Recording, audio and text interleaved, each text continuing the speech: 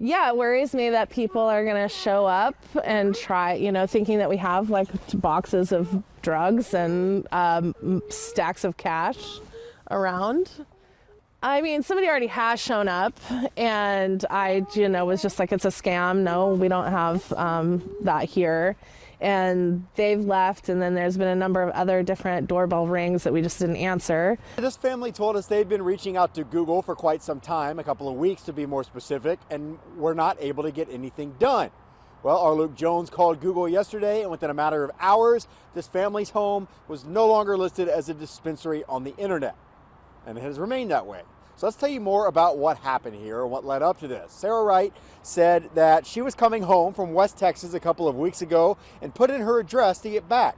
She said she saw it was listed on Google as weed delivery recreational cannabis. Why? Well, she and her husband have no clue. We looked up weed delivery recreational cannabis on the Secretary of State's website, and no such entity is registered here. We also called the number that was attached to the listing. It said the mailbox was full, but we were able to link that number back to 2 other alleged dispensaries. The whole situation, as you might imagine, made the family uneasy. They told us that at least 4 people stopped by, thinking their home was something that they say it most certainly was not. I've got my toddler here. This was actually yesterday. I answered the door, and she's like running around, and I open the door, and he's like kind of like deer in the headlights look, like, because it doesn't look like we would have stacks of cash and boxes of weed like in the pictures show.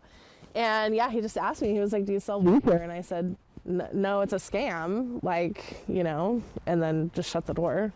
You heard her mention cash and photos of marijuana. That was what was on the listing before it got taken down. I checked just a few moments ago. It is still down, so hopefully all is well that ends well for that family in Houston.